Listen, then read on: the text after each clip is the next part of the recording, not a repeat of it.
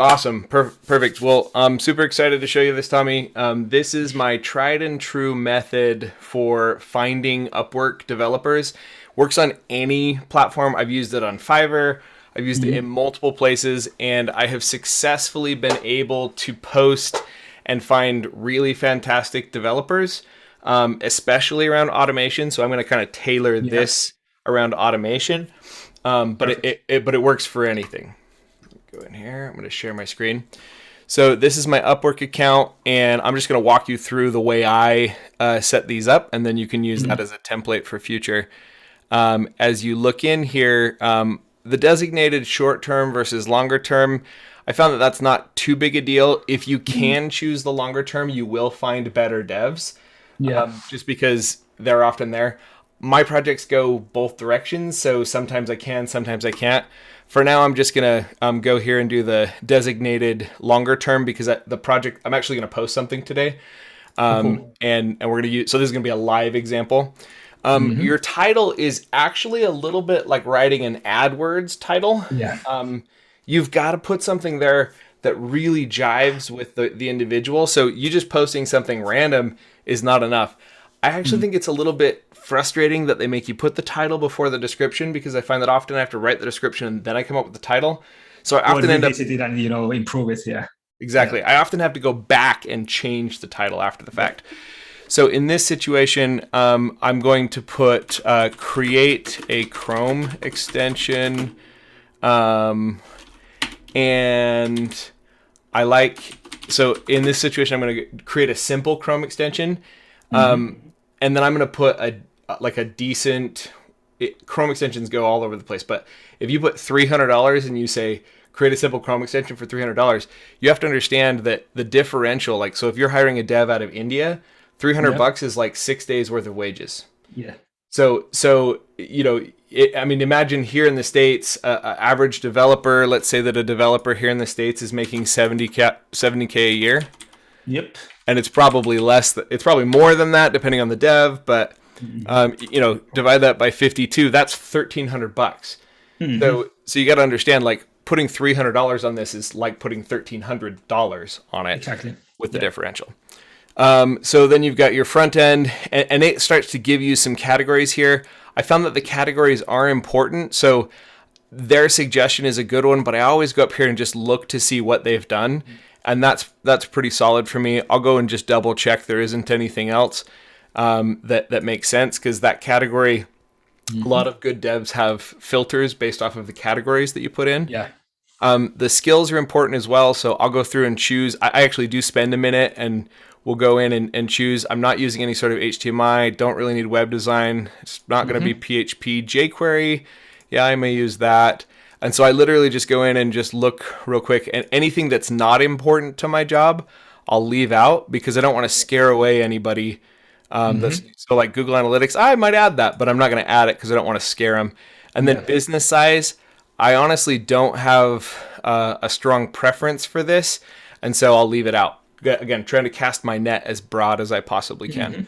The entry, intermediate, or expert, I generally just try to shoot straight down the middle. I like devs that are humble enough to recognize that, I'm not an expert. Generally, what I find when I put expert is I get a lot of really expensive guys. I almost always avoid entry because I really am looking for somebody who has at least some experience. Okay. All right. I actually, worldwide, I found has been totally fine for me. I have a way to get around them not speaking my language. I'm going to walk you through that in a second. Yeah. I don't like hourly. I love that they're giving me a range here. The histogram there. Yeah. Yeah, this is nice because I can say, like, okay, well, for this type of project, I would, so remember that, simple Chrome extension. I have a rough idea. I'm a little bit of a developer myself. So, $300 divided by 15, I mean, that's 20 hours. So that's half a week.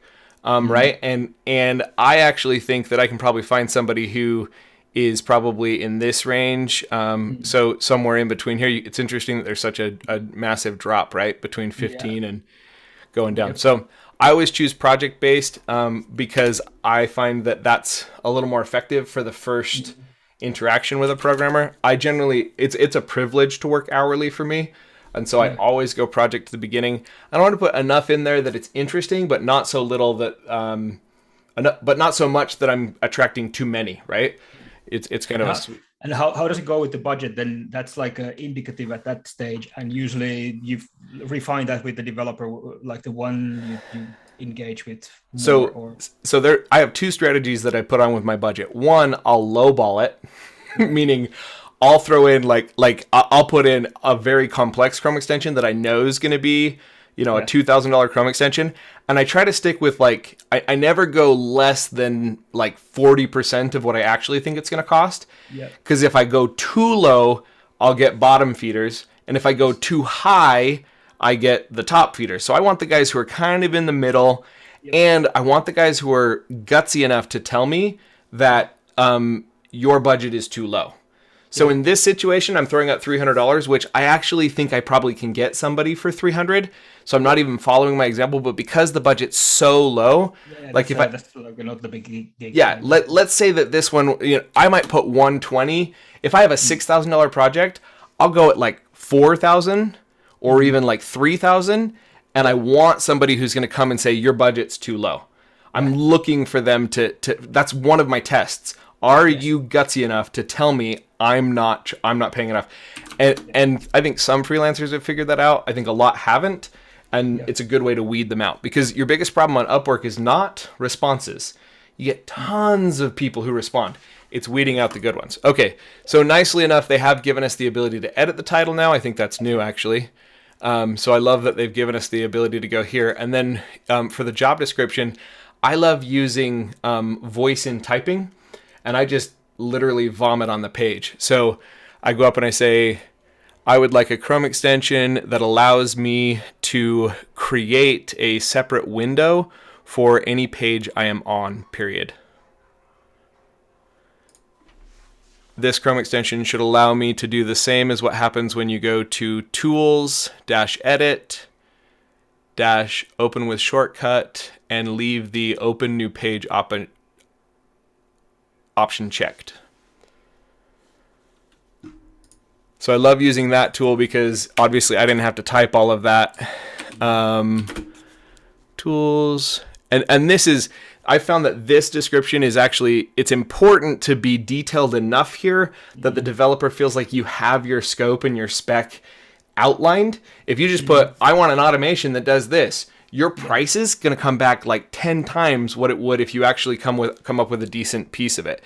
In automation, I'm just going to throw this out here, that mine is not really an automation. In automation, you want to ask, where is the data now? Yeah. Where does the data need to go? What needs to happen to it in between? And what triggers the process to start? Yeah. If you answer those questions in any one of these instances, and you go through that process, you're going to be sitting pretty in terms of figuring out where this goes and what happens next. So those are the questions. If this was an automation, I would fill those out, and you could literally go like this and just type out those options. Okay. If you'll outline that sort of detail for them, you will save money when it comes down here. So I'm going to throw in some more details here. This Chrome extension should allow me to remember which pages I've opened as a shortcut, and should also open those upon opening Chrome again, period. So one of the things that I've noticed about this process of typing this up is I'm actually not, I don't really care how much, put enough detail in that you get 3 to 6 sentences. Then I go right up here into the middle, right here. And this is the trick. I put in and say, in order to be considered for this job posting, please place your preferred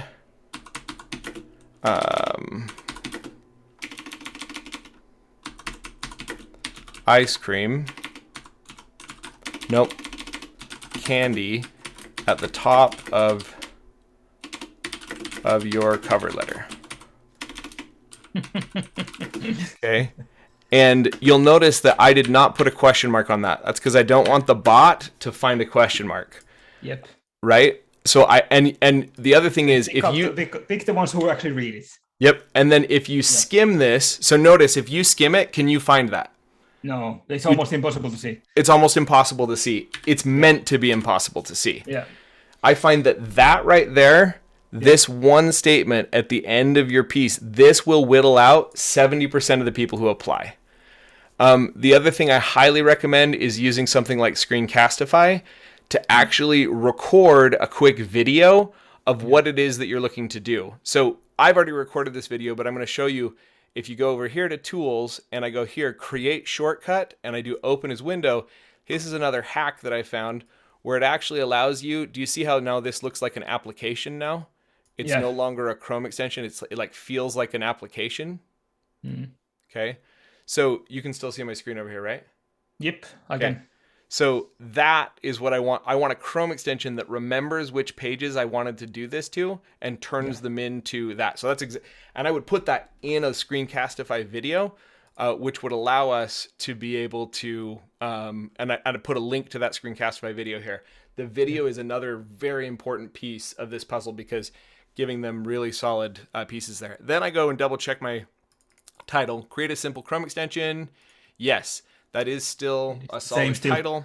Yeah, we're good there. And sometimes it'll ask you to ask some screening questions here. I like to look at some of the screening questions that they suggest just to see similar projects. That sounds interesting. No. Frameworks. No. Sure.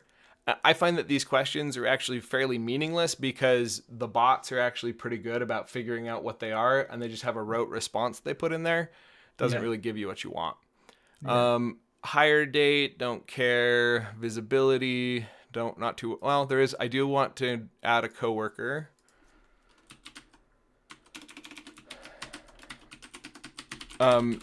Quick hack as far as Upwork is concerned. You can, let's see, data automation. Yep, that's good. All right. So I find that if you have an assistant or somebody on your team who can help you manage it, it actually becomes a pretty powerful process. So I do love inviting other people there. Okay, now the last thing I do when I go in here is I actually will go through and try to find individuals who are solid matches. And I find that their examples are pretty decent. But remember, I've got a target where I'm trying to hit, and I can see like, okay, here's somebody who's giving me $20 an hour, 19K on jQuery products. They don't say anything about Chrome extensions. Yeah, so yeah, he's got WordPress. So like, I want somebody who is like, their bread and butter is Chrome extensions. So I just keep going down. Laravel. $15. Yeah, $15 an hour. The one up. Where was it? That one. Oh yeah. That's $30. Sorry. Yeah, $30 an hour. Here we go. Top 5%, and it says Chrome extension. So $30 an hour is a little more than I was hoping for because I said 15. But we'll see what he says. He may still go for it, and he may push back on my price, and we'll see where that goes. Yep. I find that the people that I invite, I give them a little bit of grace on my trick question or the candy at the top. Because I found that when they get invited, they do go faster than if they're not invited, like if they're scrolling through it. So those guys, if they miss it, I'll say, hey, did you read the job description? Yeah. And that's all I'll say. Hey, did you read the job description? And if they don't reply back with their favorite candy, they're out. Candy, I got to see the candy or else. Because what I'm looking for is somebody who's detail-oriented or who can force themselves to be detail-oriented to look at this. And I do get 15 free invitations, and I do try to use every single one of them. And I love finding people who will put Chrome extension clear titles and in the title. Having it down here is nice in the titles here, but I want to see it like, there we go, extensions. This guy right here. Yep. So even 45, though it's maybe a bit more expensive. It could be. but I've actually found that these guys are so freaking fast.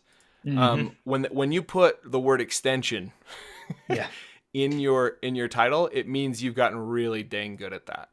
So, Yeah. and I'll go through like this and just quickly glance through, plug in. This one's not bad. Sometimes I'll just look at it and say, okay, well, 62 with jQuery. Aha, there we go. 3K on Chrome extension projects. I like that. So, and I'll just literally go down the list. I actually have found some US developers that are on here, Mm-hmm. and I usually will throw one in who, if he's got decent experience and he's a US dev, I always try to throw one or two that I invite Yeah. for US, just because I'm surprised sometimes at there we go, custom WordPress. And let's see, Benjamin T. Yeah, see, that's not bad. See, $48 an hour for somebody who is in the US, meaning they speak perfect English. And obviously for me, that's my native language. So that's a plus for me, because there's less that I have to do to kind of put out there. So browser extensions. I actually have found that there are a couple of devs. There are different devs that I found who are not in the US, but they say they're in the US. Yeah, I was not surprised. And because there's so many people who just filter off of that. And so I'm Yeah. looking for those guys as well, because they've kind of figured out how to hack the system a little bit. Mm-hmm. So, okay, good. That's good. And you'll notice that I've invited 6 and I've got a full 15. I'm going to go back here. This is another quick thing I do. I actually will put the word Chrome extension here. And so if you're, it's a Laravel site or it's a Zapier thing, put the keyword associated with the framework or the thing that you're building. Yeah. And you'll find that actually, see how it brought up this guy almost immediately? And we didn't see this guy. Why the heck wasn't he on the top of my page, Upwork? Mm-hmm. Right? So that's exactly what I'm looking for. Expert JavaScript Chrome extension developer. Yeah. Boom.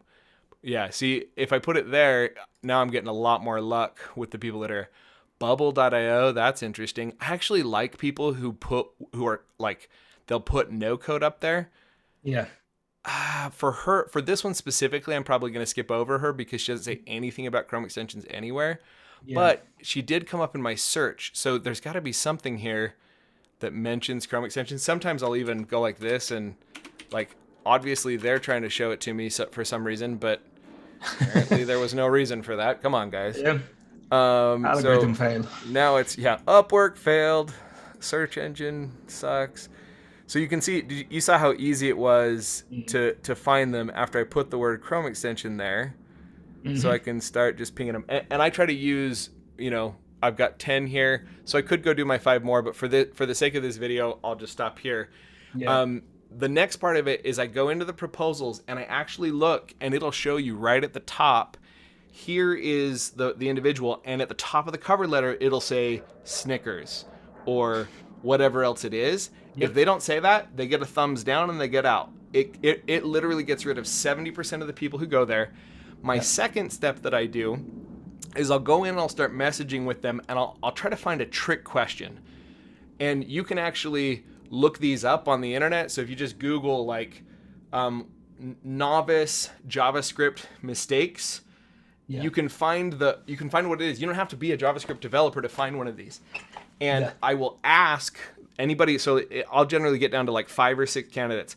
The first thing I message them is a question about one of those novice JavaScript mistakes. And I look for an open-ended answer. And if they can nail down what that answer actually is, okay, I found someone who's decent. Then I set them up when I say, can you please give me 2 references of happy clients? I actually don't actually check any of the references. I'm just looking to see if they're compliant and they're willing to give me a reference. Yeah. They give me the references. That usually weeds it down to 3. Then my last step of the process is I jump on a 15-minute call with each one and I check their English. Yep. And I check the overall scope of the project, and I check how hungry they are by saying, how soon can you start? And if they're like, I can start tomorrow, and they fully understand the project, then I will choose 2 of them and I give them like $100 budget each. Yeah. And for 1 milestone. Whoever does the best, I move forward. Continue. Yeah. So you basically then have also contingency there if something happens, like, the first one doesn't perform. So if it's a $6,000 project, I might start 4 devs on the first milestone for $300. And then on the second milestone, I'll still have 2 devs work on the second milestone. And Yeah. then I've got two different people who have enough experience with this that if one falls off, I can just quickly go back to the other. And I've got four that I can go back to at the very beginning Yeah. and process them. If needed. So that's kind of my strategy, and it's been very effective. I've built, $20,000 applications and all sorts of random stuff. Actually, we just recently hired a freelance company, and it wasn't through Upwork, but it was like a $150,000 deal, and it was all done through freelancers Oh, that's cool. for our agency. So And do you have you used other platforms than Upwork? Like, yeah, what are your favorites? so I if I'm doing really quick small stuff, I love Fiverr. Fiverr is actually amazing. Yeah, I use Fiverr too for like a small, especially graphical, Yeah. like graphic design, like ads, whatever it needs to be done, small things. Yep, I find that Fiverr is great for that small stuff. Yeah, Like if you want a WordPress website done, yeah, go to Fiverr, man. It is amazing how good.